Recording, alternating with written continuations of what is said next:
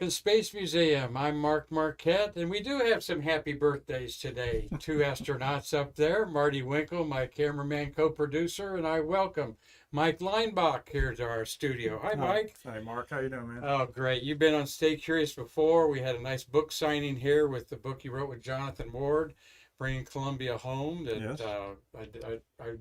the ones you autographed here I took away. I should have had one. We should have had one here to show. Yeah, I've got my copy up there somewhere. Okay. Maybe Marty will grab it. That's fine. This gentleman launched 37 space shuttles.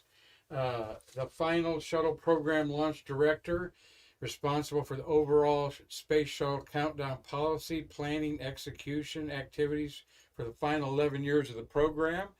And he mentored the current launch director at NASA, Miss Charlie Blackwell Thompson. Yeah, she was one of my assistant launch directors and did a fantastic job there and is a perfect person for the Artemis launch director position. And that's what we're here to talk about, a little realism and experience about the Artemis SLS rocket that we'll get into that here in our program after we talk a little bit about the shuttles of the month. But Mike, you know, as a launch director, I remember you talking many times, several conversations, that the purpose of your job was to keep the shuttle on the ground. Yeah, that's really true. The principal role of the launch director is the safety of the astronauts and the ground crews out at the launch pad. And one way to do that is to keep them on the ground. Don't let them launch until it's ready to go. And you know, we had a saying in all launch business, especially manned business, we'd rather scrub and be wrong than launch and be wrong. And so that was what we lived by, and that's what we taught Charlie, and that's what she's going to live by. Well, we'll hear more about that lady, and Okay. you're working with her as we go.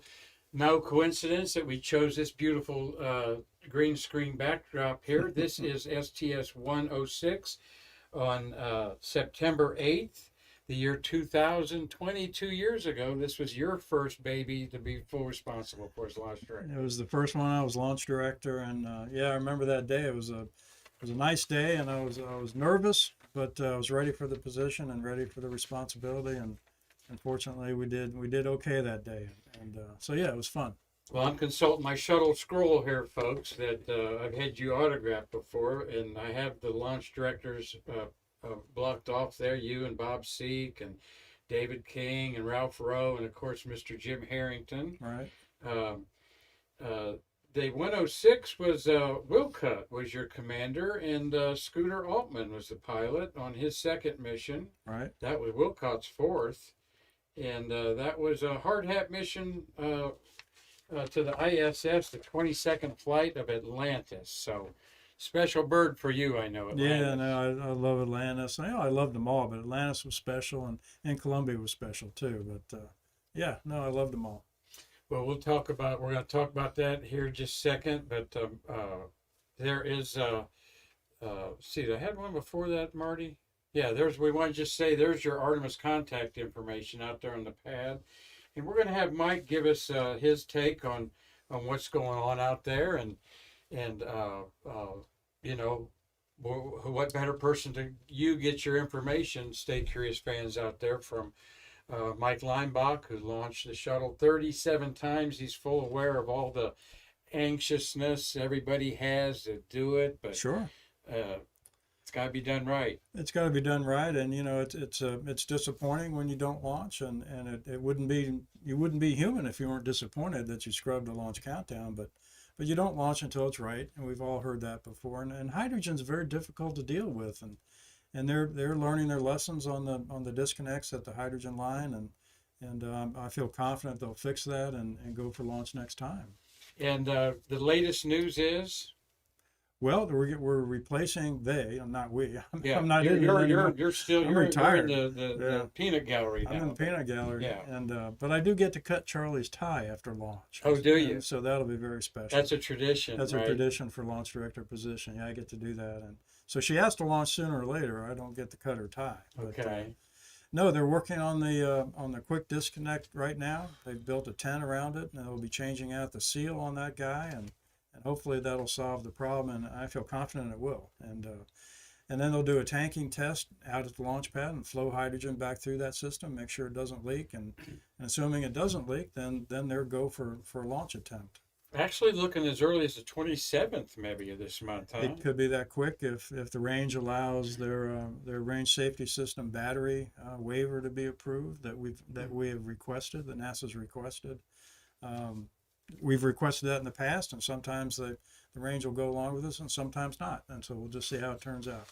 Well, one group of people not disappointed in the scrubs, of course, are the hotel people. And our museum has had quite some record sales here, thanks to all of you that have found us during your launches there. But that was the same thing with the shuttle. You had many scrubs and several rollbacks of the shuttle program. Yeah, we scrubbed about half the time, roughly. And a lot of those were for weather, but then there were some technical issues, and heck, I remember hydrogen leaks back in the mid '90s, and all three shuttles that we were trying to fly back then were leaking to some extent, and so we had to fix those leaks and manage to get around those. So I think we had scrubbed with ships offshore, didn't we?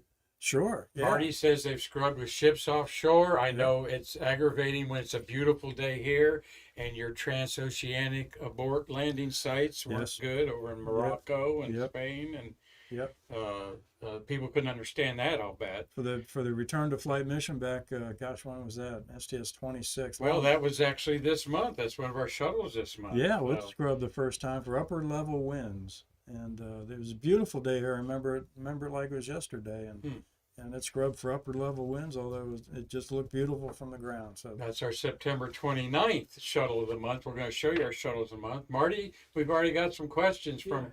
We got people all over the world watching us, Mike.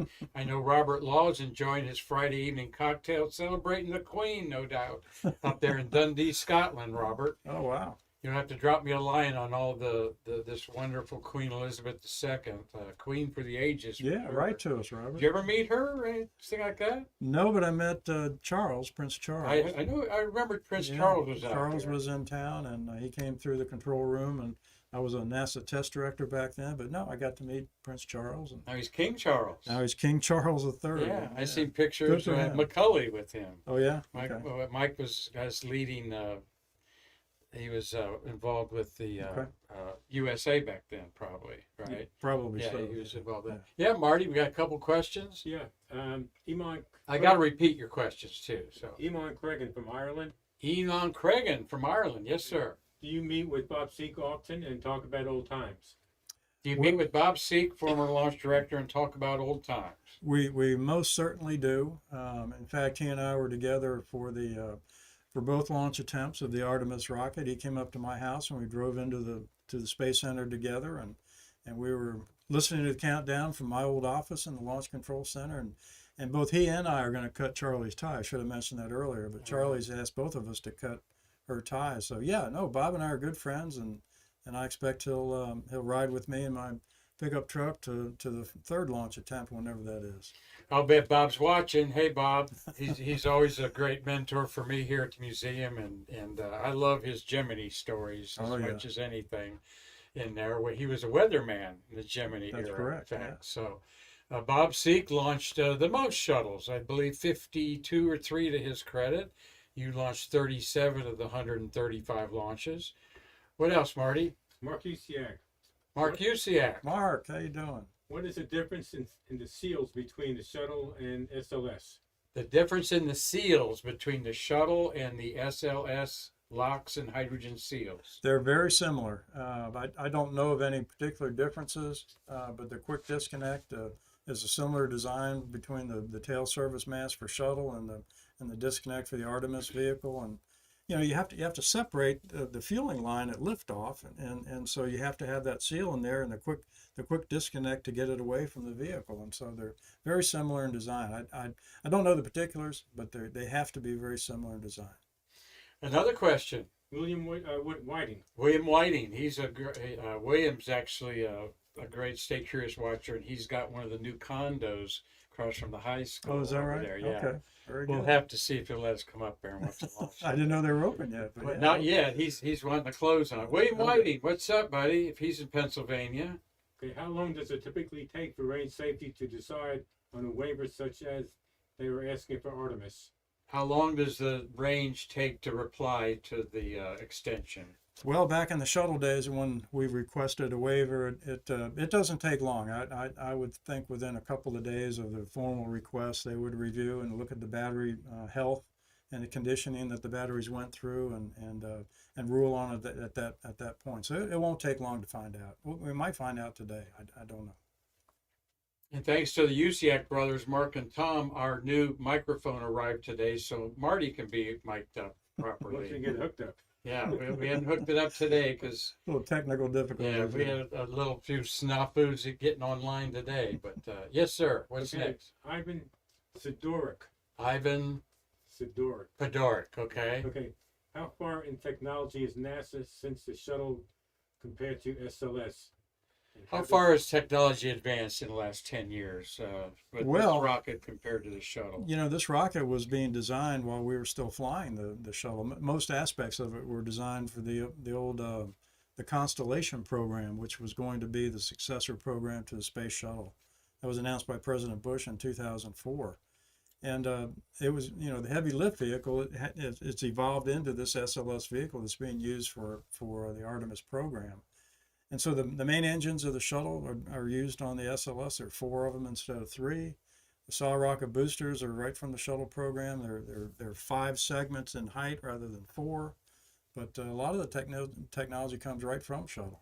So it's not that much of a stretch. So you've got the 5 on each side segments that have all flown. That's 10 pieces of hardware in space. And then the 4 engines, that's 14 pieces of hardware in space on this vehicle. Yeah, Flown before. have flown before, and the external tank is a derivative of the space shuttle external tank. It's just longer because it has to feed 4 engines all the way to orbit instead of 3. Well, we love your questions. Keep them coming, Marty. Mark Forsey. Mark Forsey. Forsey, All right. head of security at KSC. Good All to hear right. from you. That answers this question. Okay. How good was security at KSC for shuttle launches? How good? How good was security for shuttle launches since the head of the shuttle The security? formal head of What was shuttle it? security. Forsey, is it? Borsey, Or B-O-R-S-E-Y. Forsey. All right. Yeah. Hi, Mark. Great question, and I'll call you later. Yeah. Oh, you had to get rebadged or something to get in there. They went- He was very good about it. okay. Very, sweet. very good. All right, good. Well, we're going to talk Mark. talk about a lot of things here at Random, obviously, and we love that because it's important that you're reaching out to us. After all, for 21 years we've been preserving the birth of America's space age right here in Titusville, Florida. Mike has given us some awesome relics from his collection. 3 of the hatch covers for Discovery, Atlantis, and Endeavor. They're very popular. And, Oh, good. And I'm oh, glad yeah. people like them. Oh, they certainly do. And well displayed by Nick Enix, our collection manager.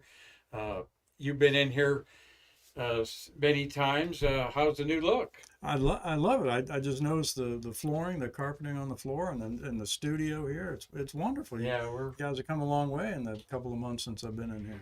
yeah, we have. And the carpeting was a big deal for our nonprofit, about a $50,000 investment Wow. in there that our board of directors, Larry Osterly is our, Larry. I know think. Larry very well. And he's our board chairman. And God bless Charlie Mars, who led this ship for 20 years. But the torch has passed, and we're trying to carry on the legacy of the Apollo guys by continuing to celebrate them and bring these important 30 years of the shuttle program. I get so excited about it, Mike, because it's changed our world.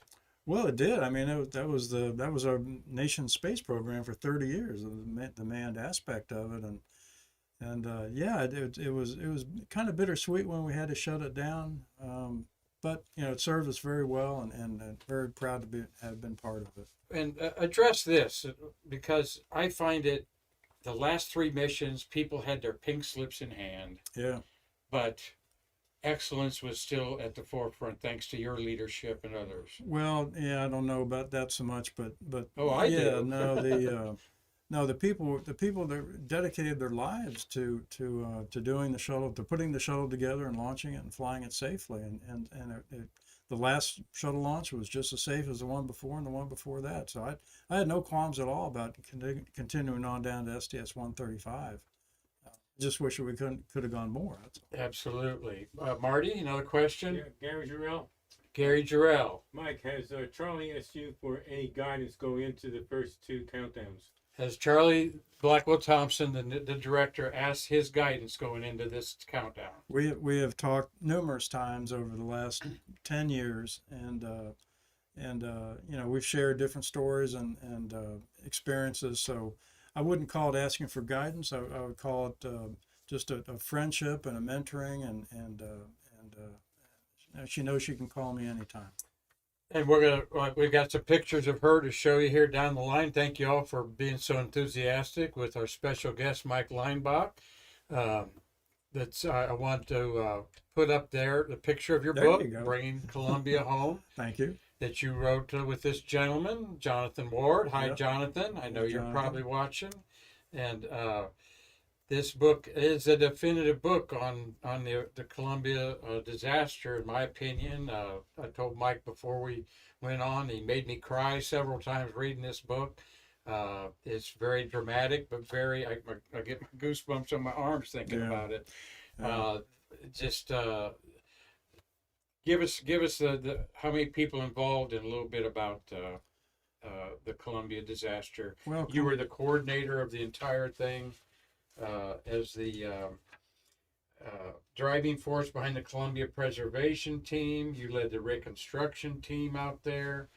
It wasn't pretty, but it was necessary, Mike, and our nation owes you a debt, and all those people for bringing home Columbia. Well, it was very difficult to begin with, but there were 25,000 Americans that helped us find the crew and the debris from the Columbia spaceship. It took 3 months to find that debris. We walked an area 120 miles long by 10 miles wide. Think of that. Walked it. Yes. Walked it from here to Jacksonville, 10 miles wide, and walked that Jeez. whole thing. But the book is dedicated to those 25,000 good Americans that helped us find all that debris, and the astronauts and the good people of Hemp Hill, Texas did such a terrific job for us, and just stepped up where they were naturals. It was just beautiful to see them react to what we needed out there in Texas.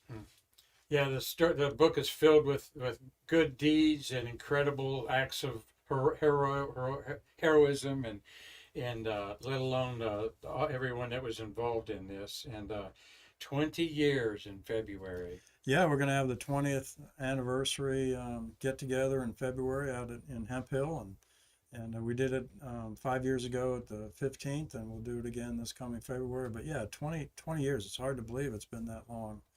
But the scars are pretty fresh still, you know. Yeah, they certainly are. I see them occasionally with people that knew these astronauts and so forth. It's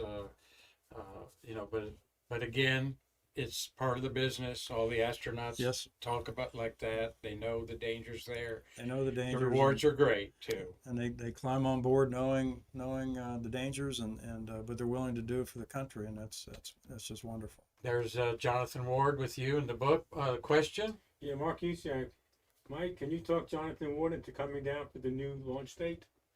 Well, I hope so. He's going to be on a cruise, and so I'm not sure if the cruise and the launch date are going to overlap or not. But Jonathan, once we have a date, you're going to be the first one to know.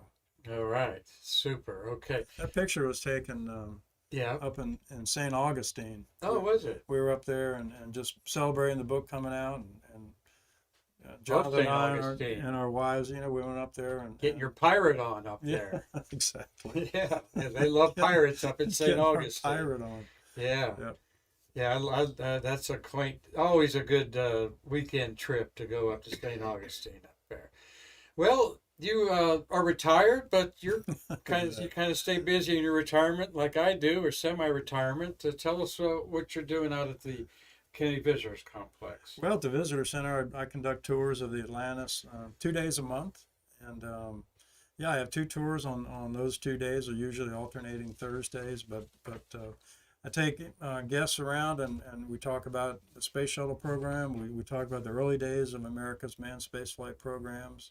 Talk about the future. They always like to ask about the moon and Mars, and so I go into as much of that as I know. And we talk about the 2 accidents, the Challenger and the Columbia accident, and they get the they get the straight skinny from a guy who went through the Columbia and saw the Challenger go, and so it's a opportunity for the public to see kind of behind the scenes, and we get a lot of international guests. Probably a third of each of our tour groups are internationals. It's very, very popular overseas. Oh, shuttle is huge overseas. It is. It absolutely is. I didn't know until I started doing it.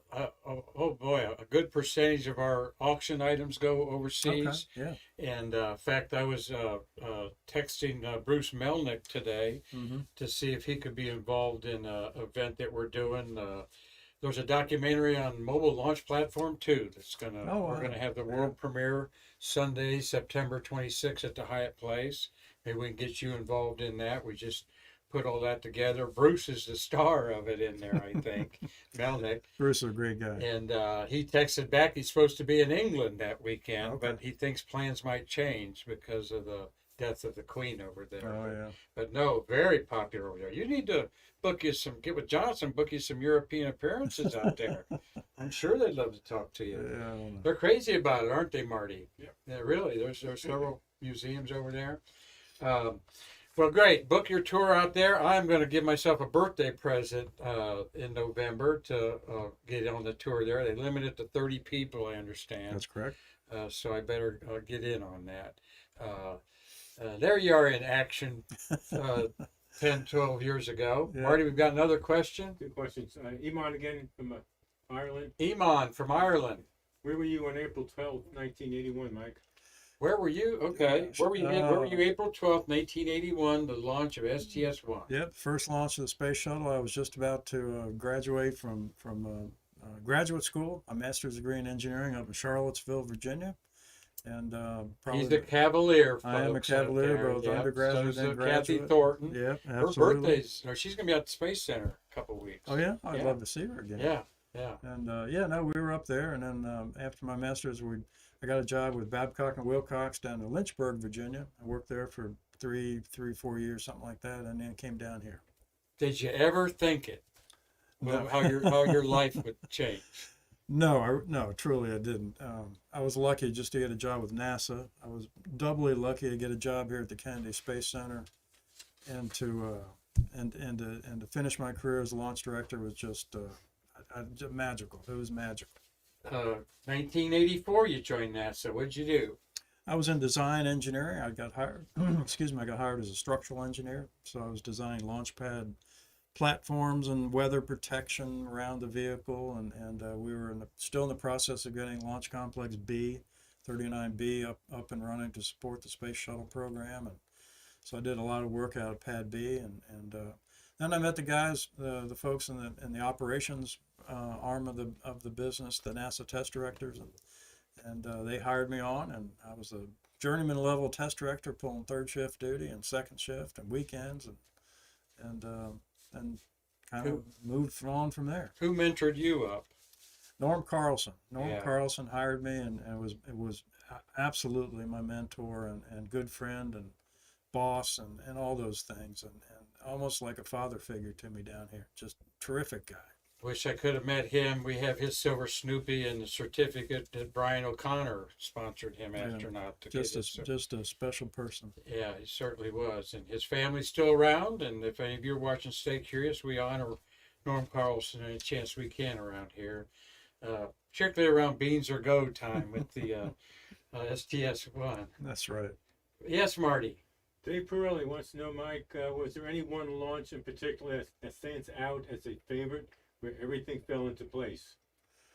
Any launch that sticks out from Dave Girelli? Launch that sticks out? Well, probably the return to flight launch after the Columbia accident. We had to, it was almost 3 years later, and we had to prove to the astronauts and ourselves and the program and the American people that we could launch safely again. And we started a launch countdown practice for that mission just about 3 months after the Columbia accident, and so because I wanted the launch team to stay fresh. I didn't want to have any kind of staleness factor into the launch team. So we had been practicing that countdown in the control room against a mathematical model for a couple of years, And then it lifted off, and we just felt really, really good. Eileen Collins in command at STS-114. That was one of our July shuttles that we celebrate. So you came back from Texas in the recovery and jumped right back into the control room. Yeah, pretty much. We came back and I did the reconstruction. They asked me to lead the reconstruction team of the debris. And that was about a 3-month assignment or so. But then after that, we were back doing practice countdowns that summer, the summer of 2003. And I remember a lot of people questioning. I said, Leinbach, why are you doing it so soon? And I said, well, because I don't want the team to get stale. And I want them to realize, I want everybody to realize that we're going to launch again. And we need to be ready for that day once it comes. That seems to be a good morale thing, too. It was great. It was the right thing to do in hindsight. Sure. Great. Another question, Marty? Yep. Tom Usiak. Tom Usiak's in Lancaster, Pennsylvania. Would they have been, Lancaster. and would it, sorry. They Would brought it me have up. been an advantage to doing an FRF here and check out the ground equipment as well as the engines? The FRF, that's an interesting question. We did a flight readiness firing for all the shuttles when they got here, because that was the only place where it could be done with the Space Shuttle. You know, they went through a green run up in, or out at Stennis, I guess it was, or maybe up in Marshall. I forget where the green run was with the engines in the tank, and so all that was proven out. What wasn't proven out was the interface between the ground systems and the flight hardware. You know, it's an interesting question, and you can debate it one way or the other. I think they made a good call by not requiring a flight readiness firing. In hindsight, of course, it's always very good. We might have found those leaks earlier on, but you know, that's a decision that Flight was made. readiness firing is on the pad, a 2 or 3 second ignition of the engines. 2 or and 3. then Yeah, stop them. the Space Shuttle, I believe it was 19 seconds that we fired the engines of the Space Shuttle, and so it would be a controlled test with all systems up and supporting. But here again, we proved out the vehicle itself and its green run, and so didn't need to do that again. The piece that we didn't do was the interface between the ground systems and the flight hardware. That's true. Well, we're enjoying a conversation here with Mike Leinbach. He launched 37 space shuttles during his illustrious career. We know Mikey Haddad's watching. You know Mikey. Yeah. How's your book doing, Mike? Hey, it's up there on my counter. Yeah, right I there. see it. Yeah, he's got it over there. He does payloads with us. Mikey's going to be on the 28th of this month. Okay. And he brought, last time, you're going to bring an astronaut with you, Mikey? He brought J.D. Bartow with him last time, and that was fascinating. And boy, we're learning so much about these payloads from him. Putting the live critters on that thing, vertical on the pad. He was the right guy to write that book. They hadn't thought that through real clearly when they had those experiments going on. And it's funny. When I applied to NASA, I got to tell you a story. Of course. Can I tell you a story? Jonathan knows this story. When I applied to NASA, I got a call from some folks up at the Lewis Research Center in Ohio, and they wanted to hire me to design a urine collection system for male monkeys that were going to fly on the Space Shuttle. Okay. And I could tell you other parts of that story, but I don't think I will today. Yeah, there's another elimination that you might want to collect too. Yeah, both needed to be collected. Oh, I turned them down. okay. Yes, Marty. Another question. Yeah, Ivan Sidoruk. Ivan Zadoruk. Do you really need to be a genius to join NASA? You really need to be a genius to join NASA. Absolutely not. I mean, look at this. I'm a country boy from Virginia. And what do you always say that you were ordinary people? Yeah, we're ordinary people that had cool jobs. Doing an extraordinary job. Yeah, it's just the way it is. Everybody out there would tell you that same thing. Society's filled with a lot, but there's only one space program in our yeah. country, and that's Look at Norm Carlson, from Enid, Oklahoma, when the space program was just being put together, the manned space flight program. Mm-hmm. So he got a job and excelled, but a boy from Enid, Oklahoma, and here's me from Charlottesville, Virginia. One of our founders, Sam Bedingfield, who I believe you knew Sam, or did you? A little bit. He was he was going to be a tobacco farmer in Virginia when Gus Grissom called him up and said, "Hey, you're a Purdue grad. Come out here and help us launch rockets." And Sam Bedingfield said, I don't know anything about rockets. And Gus Grissom, his friend, said, don't worry, nobody does. That's right. And that's how it all started here. I don't know too many geniuses. You need to have a level head. You need to know right from wrong. That's the basics. You've met a few, and Story Musgrave would be one. Oh, Story, yeah. What a character. We know that Carol Kavanaugh's watching, Mike McKinnon, Kim Davis, Corey Skinner. Thank you. In fact, Corey Skinner had a comment here, Mike, on our when we had the preview on Facebook. He said, I really enjoyed your book, Bringing Home Columbia, and your appearances on the Jim Colbert Show on Right. Real Radio 104. Yeah, Jimmy, Dirty Jim. He's a good friend for many, many years, and he was on the Monsters in the morning. Over. Is that in Orlando? It's a talk show. It's a talk show in Orlando now. Jimmy has his own show. It's on right now. It's from 3 to 7 every weekday afternoon. All right. Now we've been friends for a long time, and I've done different events with him. We'll put it that way. Well, let's look at a couple more pictures here. Most of your comments are things that we were going to cover, but here's our shuttles of September, folks. 11 space shuttles that Mike Leinbach here is reminiscing over. There are 11 total, 4 Atlantis, 4 Discovery, 3 Endeavor, none for Columbia or Challenger did not fly in the month of September. 64 and 115 were launched today. All right, and we have 3 shuttles launched on the 12th of the month, 48, 47, and 51. And folks, you can never explain the numbering system. Maybe I'll have you a crack at it, okay? I don't know it either. Because 47 was launched. 47 was launched a year after 48. Yeah. It's 48. Well, Speak to that a little bit. Do I have to?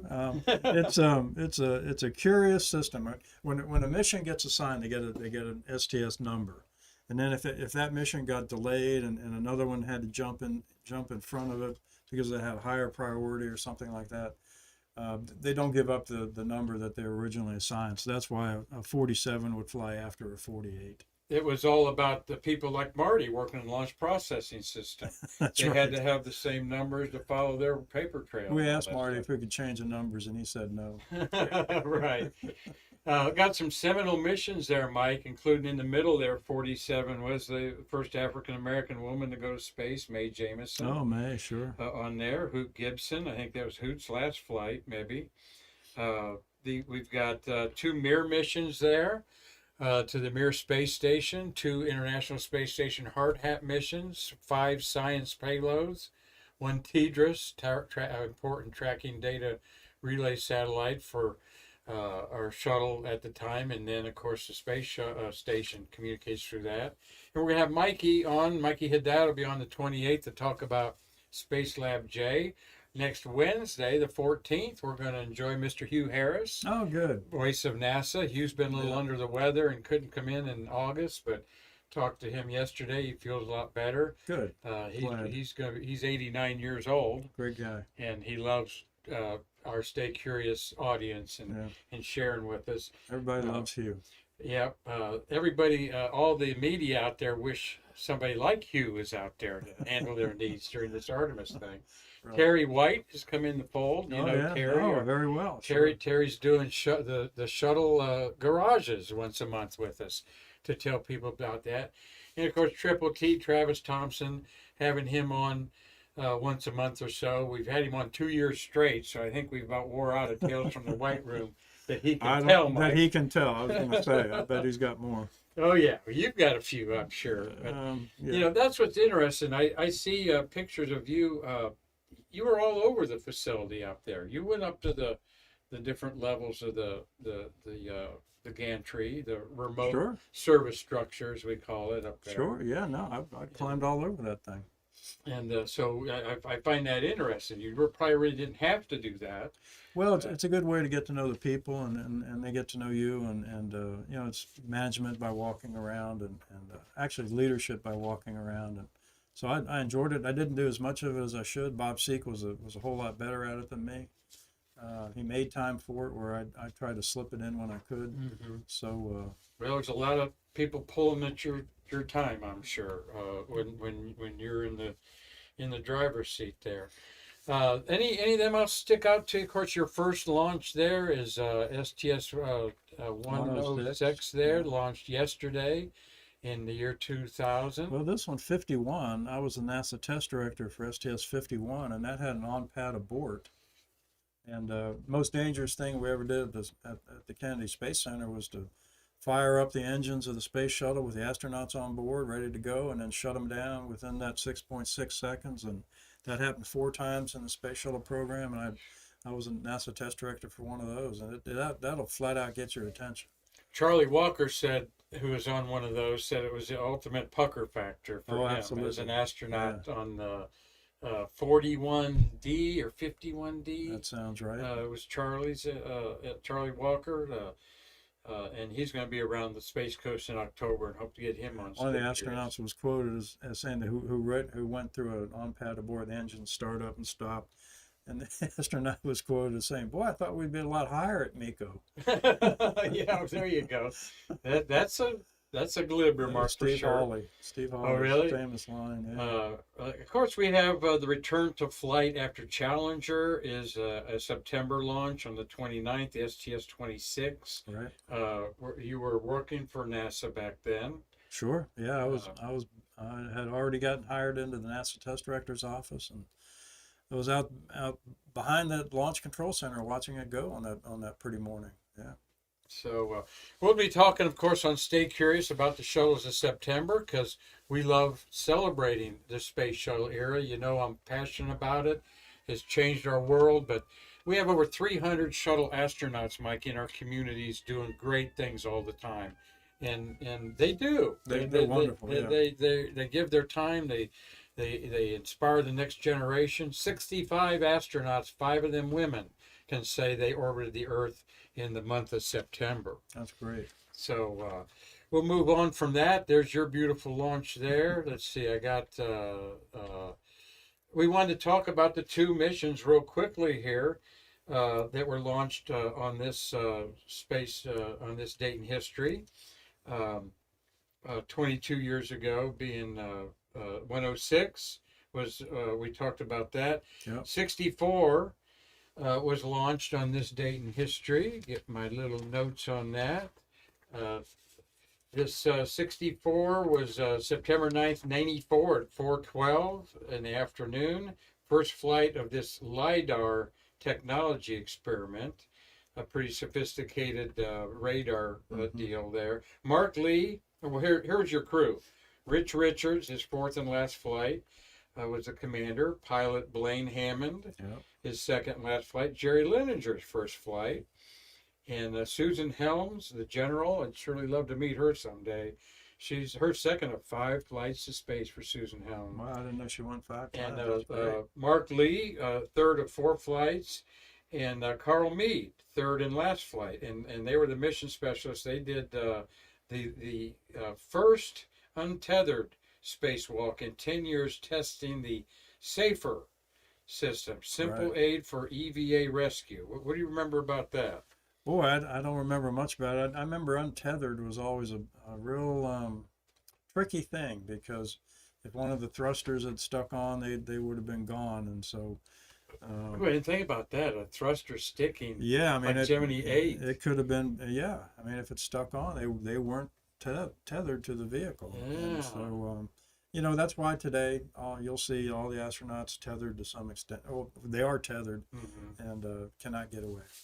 Well, also on this date in space history, in 1906, 64 was in 1994, and then on the 9th of the month in 06, we had this crew, 115. Brett Jett was your commander. You did launch this one. Yep. Rookie at the time, rookie pilot Chris Ferguson. And Chris One is of my best friends. Really? Oh, yeah. And Dan Burbank was on his 2nd of 3 flights. Joe Tanner, his 4th and last flight. Stephen McLean, 2nd and last for the Canadian. Right. And rookie Heidi Marie Stephenson Piper. And she had 2 flights there. Right. And so they can say we were launched into space on this September 9th in there. Tell us about Chris. He was going to be the commander of the Boeing Starliner. He stepped down. He's still involved with Boeing. Still involved with Boeing to an extent, and yeah, he was commander of the final shuttle mission, Absolutely. STS-135, and I remember he called me up one night and said, "Hey, Mike, would you like me to fly anything for you?" Because they always have a little personal preference kit that they take out. And I said, "Sure." And so I'd had a pendant made for Charlotte, my wife, and he took that up and flew that in space for us, and that was very nice. And we obviously we stayed in contact all this time, and I saw him at a celebration maybe a year or so ago, and yeah, we stay in touch quite a bit. Good guy. I've actually had privilege to meet him and talk to him. One of the fun things, Marty, that they don't do often enough was the astronaut parade at Cape Canaveral a couple of years ago. Oh yeah, I remember that. Yeah. And he was one of the astronauts in there, and I got to yell "boiler up" to Jerry Ross up there. He was in one of the convertibles. Yeah. And, but we need more parades, Mike. We need to get more astronauts up More there to do astronauts. parades with. So There you go. there's some cool missions that were launched on this date. Thanks for sharing your memories of that. We got 2 birthdays, Marty. I'm going to put my hat on for these birthdays here. Okay, we've got Mr. Moran there. All right, let me get my birthday list for him. Of course, I didn't. I put it somewhere. I probably can't find it here on our birthday people. Where is that? Doggone it. Where is Well, I Moran? don't know. Oh, it's over. No. Oh, I may have messed up, Marty. Where is? Oh, here we are. Happy birthday to Lee Moran. He's 70 years old today. Born in Manchester, New Hampshire on September 9th, 1952. And he's a veteran of STS-110, so you launched him in 2002. 2 EVAs, building the International Space Station. Yep. And he was a NASA management astronaut, which means he's no longer eligible for flight. And I think he's working on Orion. But regardless, happy 70th birthday, Happy birthday. to Manchester, New Hampshire native son Lee Moran. And then, Suni Williams, I'm sure. Oh, absolutely. Happy 50, how old is she? She's 57 today. Looks good for 50. Oh, yeah, absolutely. Popular NASA astronaut Suni Williams, former commander of the ISS, 321 days in space, 7 spacewalks, Wow. one of our most experienced astronauts. She's number 9 on the space walk list. Is that right? Wow. Of there. I didn't realize. ISS commander in 2012 of TS-33, the second woman to command, of course, after Peggy Whitson. And she's now a Boeing astronaut. She's going to fly in space again on the second crewed flight of Starliner, hopefully in 2023. And Marty was a long distance runner. I threw that in for you, Marty. Thank you. She participated in the Boston Marathon or the New York Marathon? Boston. Boston Marathon from space, ran 26 miles on the Is that the right? treadmill From up space? there, yeah. Oh, wow, that's cool. yeah, while it was going on. While it was no, I going get on, it, she yeah. took her free time to coordinate all Wow, that. on there. that's outstanding. So, love to meet Suni Williams sometimes. Happy birthday to her and Lee Moran. We always love our astronaut birthdays here. Gives a time for me to always be goofy, I guess. So we've talked a lot about Artemis with your questions already. There's a gorgeous That's a shot of good it on shot the of pad it, there, yeah. and there is Charlie Blackwell Thompson, Yep. who's in the hot seat. She's obviously a Clemson graduate there. She is with her- indeed. That's the there. only thing I hold against her. Yeah, right. Being a Virginia. Well, there's you and Charlie. I don't know the other lady. You do, I'm sure. That's Stephanie Stilson. She was our flow director for Discovery. And this is 133, the final launch of Discovery in 2010. Yeah. On there. I mean, what goes through your head? It clears the tower. It's now Johnson Space Center is in charge of it. As soon as we lifted off, we would transition control from Kennedy to Johnson and the flight director and his flight control team. So yeah, we're not busy. We're not responsible for anything, and so we get to watch it go. And only in the remote event of a return to launch site abort would we have anything to do, and that never happened in the Space Shuttle program. So we're spectators, and it was a heck of a view from the Launch Control Center. If that return to launch site happened, I think you're only manual at the time would be the Bible or the Koran or Yeah. something religious there. John Young had a cool thing that, he's got a famous quote about that. You've heard that, I'm sure. Oh, about waiting, yeah. Marty, what's John Young's quote about return to launch site? Needs several continuous miracles followed by some acts of God, Yeah. something like that. Yeah, it wasn't a pretty scenario. No, That was very February tricky. 24th, February 24th, 2011. Yeah. Discovery's 39th trip to space. And because we love her so much, we had to throw in a picture of you. Well, no, we'll show that in a second. Oh, that's all right. Yeah. Where we go? Back there. Oh, there we are. Oh, Nikki's picture's not in there. All right. I thought I had a picture of. Out on the runway. Nicole Stott. We had it printed up there, but didn't go on here. So. That's okay. But there is a gorgeous shot of Artemis from obviously a drone or something up there. We got Dave Stange watching us up in Michigan. We Melissa Pope. I know it's TGIF for you, Melissa. She works at the Office of Space Coast Tourism. Okay. Very good. Welcome. Up there. They watch us up there. James Sigler. Why don't you say hi to a couple of our friends there? Let's see, William Whiting and Mark Borsey. Are you still on? Let's see, Ashley Kendrick. She's going to be sharing time with my granddaughter, McKinley. Is that right? That's the grandmother. Hi, Ashley. Hope you have a great week up there. This is cool to have these folks on with us. I really appreciate that. It's nice. We got Ivan.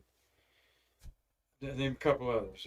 Dave Pirelli, Daniel DeJean, Carmen Angelo, Adrienne Padrick, and Cynthia Rossi. Welcome, folks. Thanks. Robert Katz. Ophelia Sottrell is watching in Normandy, France. Oh, wow. Okay, and Daniel DeJong there. He flies one of them big jets around the country. One of them big jets. Yeah, one of them big. They've got the Pilot? number stuff. Yeah. I don't know. They look like he's an airline pilot. Okay. And loves coming to the Space Coast. And Christopher Mick. Hope you're doing well. Christopher Mick is our outreach coordinator in Madison, Wisconsin. Larry Putzker, another, I hate to say it, Michigan Wolverine, because I'm a Buckeye from Ohio, but both our football teams are off to a good start. There you go. We'll see you in November, Larry, at the horseshoe this time. That picture of Artemis is beautiful, and that rocket is a monster. It is just enormous, and it's going to put on a hell of a show, I guarantee it. Well, I don't know what else we could talk about, because we talked a lot about Artemis in there. You're confident that the team's in place. Tell us a little bit about Charlie Blackwell Thompson here, and you mentored her, you recommended her for the job. Yes. And I'm sure it's not just because she was a woman. No, she was the right person for the job, and that's the way we approached it. We wanted to pick out the best person for the key jobs, and that was her.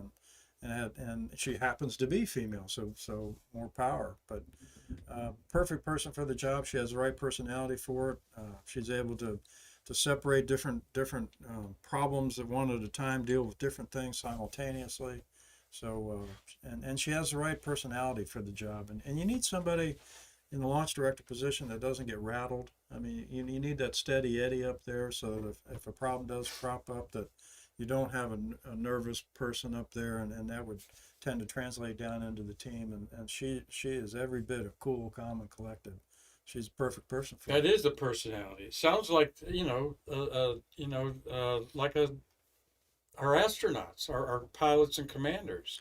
Yeah, I mean, you got to compartmentalize the different feelings that you have, and so we're able to do that. They're able to do that, and she certainly can. And you have procedures in front of you. If something's presented to you, you know where to what to do next, right? Yeah, well, the job of the launch director was created back in the Mercury days, and it's a position where the launch director doesn't have a lot to do. We have a procedure that we follow along if we choose to.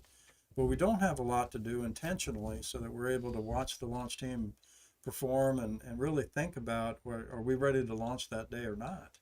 Mm-hmm. The launch team takes care of all the launch commit criteria, By the way, there were 22,000 launch commit criteria for the Space Shuttle program. 22,000 launch 22,000. criteria And that so the you launch had to team- check off before you said go. Yeah, that was the technical side of it. Wow. And then the way the launch director made the decision, the way I made my decision, was thinking about my 7 friends inside that rocket.